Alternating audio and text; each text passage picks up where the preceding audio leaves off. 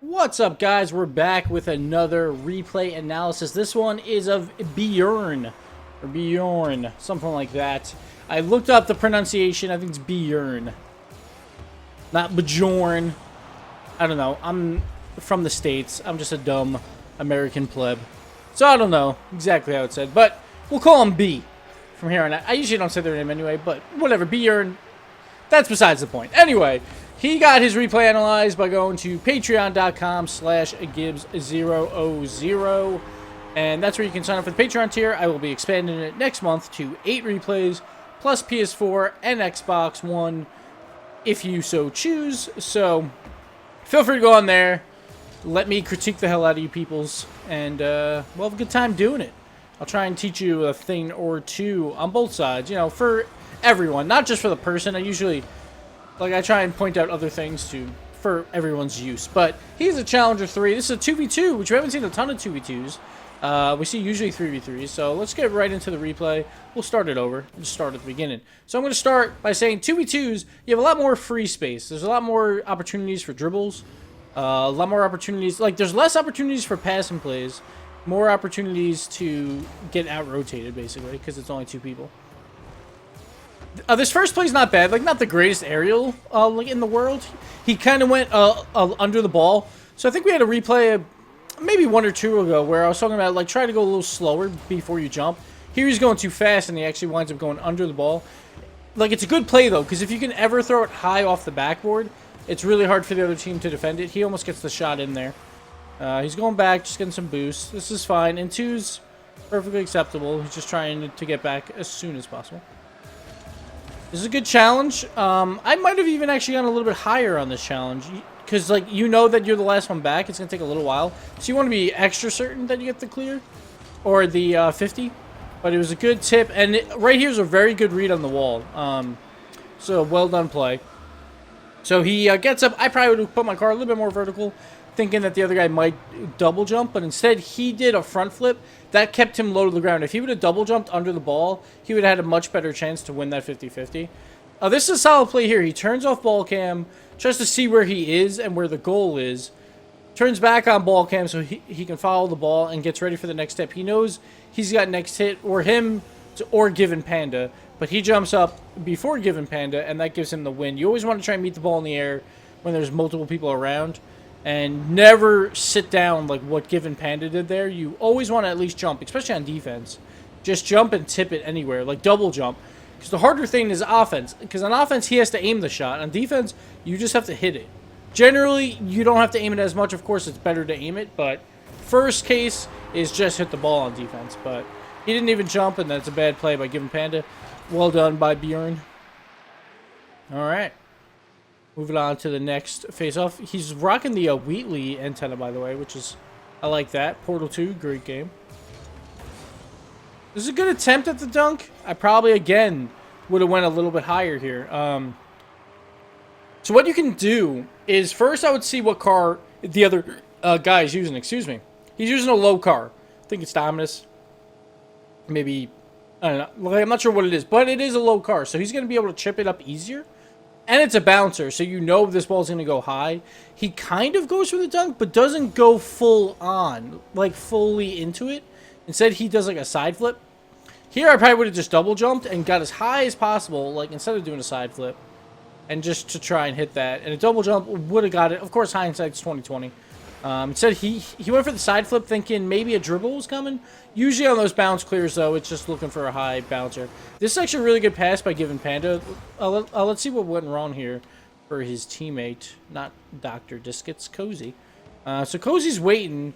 He thought about the shot, and then he thought like it was going to be more centered, so he started boosting away. The thing is, Given Panda's not going too fast here. I think it's just a bad read by Cozy mostly. It was a pretty decent pass from Given Panda. So that was just a little bit of a miscommunication. Let's see. Is he playing with this guy? I don't think Bjorn's playing with his guy, so we'll be alright there. I was thinking maybe they're communicating on his side, but he does not mention that, so I assume he's not. He also said this replay was a Challenger 3, but he is actually Challenger Elite now, so well done. Rank it up. You got a couple more days. before the new update, like 10 days as of today, to get the Rise and Star champion boost or whatever, the trail, Rise and Star trail. Let's go back to this aerial. It's pretty good. He goes for the attack. He kind of... So this is kind of smart, actually. Like, I like this. He kind of waits for this ball to see if the ball is going to come off the wall. So he kind of just like floats in the air and waits to see where it's coming. He has to let the ball come off the wall a little bit to get an angle on a shot. Right here, you can tell he has no teammate to help him. His teammate is in the corner. So his teammate's not really going to get a pass. But since both are up, once you see both goalies go up, then you can lightly tap this off the wall. And then just let it rest here and hope your teammate circles back around for a shot. If only one of these guys goes up, then you can't really do that because they'll get the hard clear out for a shot. But once you see two up, that's when you can just like lightly touch the ball in any direction and try and keep it like rolling in front of the net for a teammate, especially in twos because those are the only two goalies there are. So that's one thing to note. When you go up in the air, watch to see if more than one of them goes up in the air. Then you can change up your passing opportunity based on that, plus your teammate's position. And like here, he wanted to go for a shot because his teammate's in the corner, which is smart. But since both of them went up, that changes the fact, and then you want to lightly pass it out. So if he wasn't in the corner and he was back, then you might want to hard pass this off the wall to get it to him. But that's even with a goalie. But since they're both up, then you can just lightly pass it either way, and that would work really well. So let's get back into player view. So he's kind of waiting for the ball here. Waiting for it to come out a bit. Then he's just got to angle back a little bit. Almost gets the dunk here. It's actually pretty good block play there. Just barely doesn't get it. And then it just slowly goes by the goal, and Doctor just can't get there. He was ready for the light pass, for sure. All right. Back into it. That works. Good play. So here he just kills the ball along the wall. Just wants to bring this in. He wanted the dribble, actually, which is smart. But he didn't see like the other guy coming in. Worked out, though. Turned into a nice pass. Good goal by Dr. Discus. A good challenge in there by them on the two side. Now, like at the same time, so let's go to Dr. Discus. We'll start from here. He goes back. I think he's got like 0 boost right now. He stays with the play, though. This is super dangerous. It did work out for him. But if, like, say that 50-50 went a different way, they could have got a fast break and scored. But in twos, it's much different than threes. You have to take those risks sometimes because 2 people trying for a goal is a lot easier than just 1. Nice dunk here. See what happened here? It was just a whiff face-off. I'm not even sure that, he boosted for this face-off, which is strange. Yeah, he didn't boost. Oh, it was a miscommunication. I think on both teams' parts, and both got confused. This is a very good dunk, though. Look, this is what you want to do on these type of plays. Like, if you see them about to hit it, and you're the first man up, no matter what, you should be diving at this ball, especially because it's in front of the goal. So here he knows he's hitting it this way. Let's just try and dive at it and hope for the best. And, you know, like, that's partial luck, but he put himself in that situation to get that goal, so that's a solid play. All right. Continue on. Now he knows he's going for the faceoff. I think he's boosting, but it's just the replay glitch, so you can't see it. All right, right here. Okay, never mind. I thought he heard Dr. Discus behind him, which I think he did, which confused him. Right there, like, I heard the boost. You guys might not be able to hear it.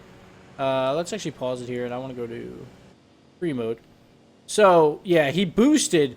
So this is something you never want to do. So Dr. Discus boosts while Bjorn's going up the wall, but it's like, it's not a great play for him. So what you want to do is not boost behind your teammate like this, because then, like, say I was playing, I would expect Dr. Discus to be flying for this ball, because I heard him boost behind me. Instead, he turned around with his boost, and that would just confuse the hell out of me, and I probably would have just left this ball. So you want to try and not, like, this is part of, like, the car language thing that I always talk about. Try not to, like, trick your teammates. Always try and trick your opponents, but never try and trick your teammates. And here, this was a little bit of a trickery by Dr. Discus, even though he didn't mean it. But we'll continue here.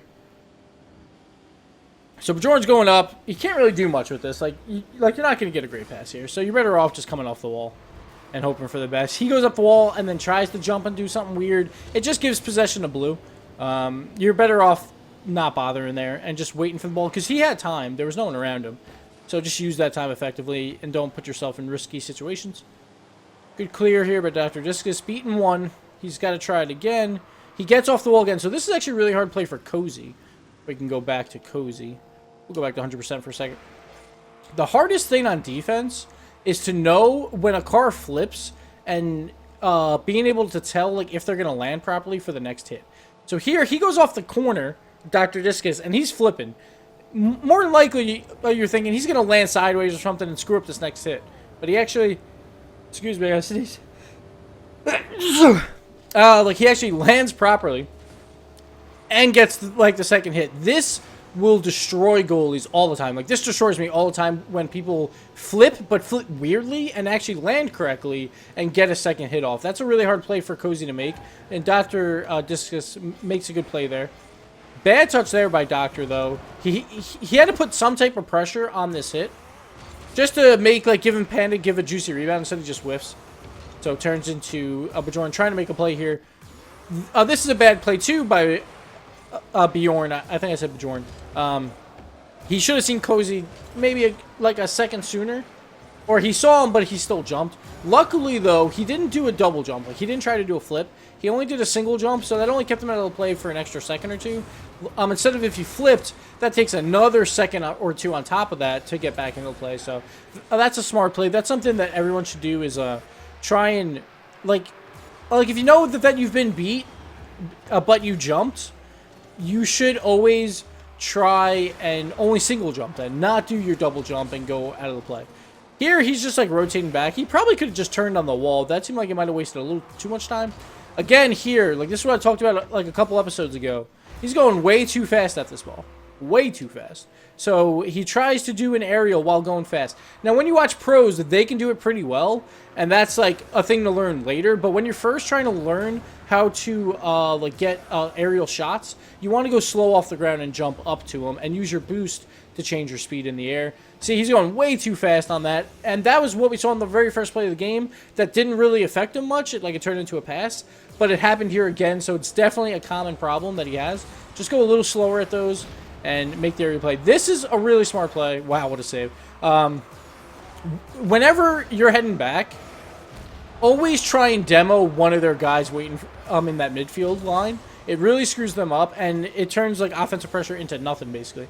Because that turned into a 1v1 instead of a 2v1. Very smart play there. Great save, too, by Dr. Discus. Let's go back and see the save, because that save was pretty nice. Here we get the nice blow-up, which I always try and do, like, on my way back. Like, if you're not going for boost, go for the blow-up. Great save there by that. So, like, again, like, gets a little lucky. This is actually not a great play by Bjorn. Like, here, you might want to drift turn, maybe, to try and turn really sharply, and then just try and get in the way of that shot. He basically didn't stop any angle, like, on that shot, and it turned into a good opportunity for Blue, but they just threw it right back to Doctor, so it didn't matter. And Doctor gets the nice goal after that. And we'll move on. My nose is really stuffy all of a sudden. Sorry, it's going to make my voice sound like crap, but smart play here. Just get the boost, and then, yeah, like, use a little bit to, like, get it, like, into position is not terrible. Good dunk there. You got bump plays on both sides, so whatever. Like, this is smart. He's just chilling midfield. He's not, like this is going to be a hard pass, but he's there, but he can turn around quickly if needed. The only thing is, if Doctor gets this tap, he's turned the wrong way to do anything with it, probably. He's turned to the right. Instead, he maybe, I don't know. Like, it depends on the pass, I guess. But, yeah, because Doctor just whiffs. Like, if Doctor hits that sideways, then he can't get it. But he was going for more of, like, the backboard play, which is fine. Now that I think about it. Just Doctor whiffs, so Bjorn just goes back. Like, this is fine. Like, you don't always have to pressure all the time. It's not always needed. Especially because, like look at this play right here. This play is what you'll see in Challenger. They don't do anything with the ball by themselves. So when you're in Challenger and you're not sure, like, if you should pressure or not, usually just fall back. Like, this dribble, like, nothing's happening there at all from Given Panda. Makes it a very easy stop. So you usually don't have to worry about that at Challenger levels. When you start getting higher towards, like, the purple ranks, like getting close to champion, some people can do stuff with the ball by themselves, but usually they still don't do anything that amazing. And you should always wait, like, on a dribble anyway till they do their first move. And then you can usually get a free hit. Here again, he just turns a little slow. So let's see what happened. So this hit's actually poor too. So let's just start this whole play over. This is basically Bjorn's fault here. He flips once to get back. Here he's trying to bother, but the guy actually kind of stopped. A little unfortunate there. And then there he just misreads the angle to his goal to block it. It seemed like he wanted to jump in front of the ball, but he just took a bad turn in angle and wound up overturning it a bit. And didn't block any angles. Like, that's really important when you're on defense, is to just jump your car up to block angles of shots. So they only have, like, a quarter of the net to shoot for. And most people will miss because they're not that accurate. So that's always something good to work on. Like, when your goalie, like, or the man coming back, trying to learn how to block just angles from everywhere. So this is actually a pretty decent challenge. Like, it was a far aerial. But it worked out. I mean, Given Panda went really slow at it. And he took it. It turned into a goal. Like, this is a risky play, but he's the first man up, so I'm fine with it. Like, if you're going to do it, be the first man up. In twos, it's a bit more risky, but everything's more risky in twos. Like, as I was saying, like, in threes, that's the play to make if you're the first man up, no matter what. But in twos, it's like, you could question it, but that's just what twos is. Twos is a risky game. And you have to make moves like that. And that was basically Given Panda just going too slow at an aerial. Which, again, like, sometimes is good. But there are times when you have to meet the ball quicker. So I understand why people try to do an aerial by going fast on the ground. But I usually like to just make it up in the air with your boost. Good save here by Given Panda. Right here, Bjorn could have probably done a front flip to get up to supersonic speed quicker. I don't know why he didn't get the supersonic quicker here. He knows it's a fast break right here. What you want to do is, if you don't have enough boost for supersonic, you flip, because you have plenty of field to front flip to. Yeah, he runs out of boost there, or did he just stop? Let's see. I think he still has some, because I think he used some later. I just want to see if he uses it. Yeah, he never grabbed a boost pad. He could have very easily boosted to supersonic speed and easily beaten Given Panda, because that's like the max speed. You always want to try and get max speed when you're on a fast break, especially if people are trying to catch up to you. Then you definitely want to do that. This is risky, but it worked out. He actually won this. Again, Given Panda is going really, really slow with the balls. So this is good by Bjorn. Like, he's getting there fast, which is good. Like, that's what you want to do. Just, you want to be more accurate while you're going fast. And that takes time, always. Like I actually don't play that fast compared to most pros, because I just feel like I'm less accurate that way. But, yes, so that's the thing to keep in mind. Always try and get the supersonic speeds if someone's trying to trail you and catch up to you. Just get to that, and then you know you're safe, and you can do what you want with the ball. Here, he probably could have backed up a little bit sooner. Right here, like, it's a bounce and hit for Given Panda. I think he wanted the boost pretty badly. Like, he was baited out by this boost. Let's see if he grabbed the other boost. I don't remember if he did. But I assume this is what it was. Yeah, he's got no boost, so he was baited by this mid-boost. But that's going to be a solid hit by Given Panda, because it's a bouncer, and he had enough momentum to gain enough speed for that hit. So whenever you see a car lining up and, like, has a good 20 feet, or whatever, like, you want to call it, like 10 car lengths to gain speed, then you want to back up a bit and let him clear to you. So he just got baited by the boost a bit there. Let's go back to the face-off. It's a good face-off. Like, it's a 2-on-1. He actually goes to the middle pretty well. And this is what you want to do, like, when it's a 2-on-1. You never really want to send two on a face-off in twos, obviously. Like, you always want to send only one. And have the other one grab boost or go to net, whichever they prefer. And why is nothing working? There we go. So he goes right down the middle. Let's just forward it a little bit here, so I want to show it slow-mo, but it's going way too slow for some reason. All right. There we go. So he sees both are going. He's going on the diagonal, you know, doing his thing. He's actually going a little bit to the center, though, while he's going for this already. See how he's already behind the ball right in the center? And he hits it perfectly in the center and just flattens his car to the top. Like, he does the front flip, so the hood of his car is just hitting the ball at all times, is making contact. And that's a very good defensive face-off, especially against two people. Because no matter how that face-off turns out, as long as it's not like a shot on your net, you're looking really, really good because two of them went. That's the thing to do. Never use 2 to go to face-off. And Doctor's there, which you should be right after the face-off to get the goal. And then they got the forfeit in, and that's the game. So actually, not a bad game by Bjorn. I saw a lot of bad plays kind of from like Gibbs Panda. He was going a little too slow. Bjorn's pretty good at getting to the ball quickly. Sometimes he had some bad turn-in spots, which kind of hurt him, like this one here. So, like, either work on the drift, or sometimes it's just about knowing how far you can turn, like getting used to that turning radius a bit more. Maybe he's doing the car, or maybe he's just not used to it that well. So getting to learn the turning radius is really good, but that's a really tough play. Either way to learn that exactly. Excuse me, I'm like all gassy and whatever. And I got the hiccups. Terrible. And then, like again, which I mentioned earlier, is like try to go a little slower when you're going up for those hard aerials. Because, like, as long as no one else is going up for the aerial, you got all the time in the world. So why not take your time? And, like, I understand why you want to go fast like that one to get across the field. Completely understandable. But when you have the time, try and take your time. Like, what I do is I usually, like, tap the brakes right before I jump, just to slow down a little bit so I can control it better in the air. So that's always a good thing to do.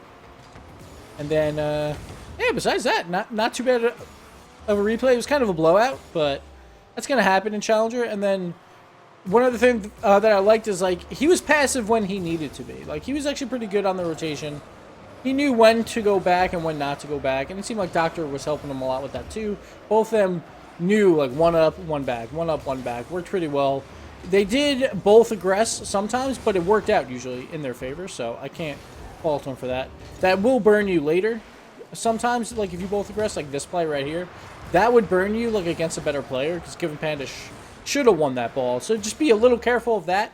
But besides that, not bad, and appreciate the support from Bjorn and from all of you guys, and thanks for watching, and we'll see you next time. Later.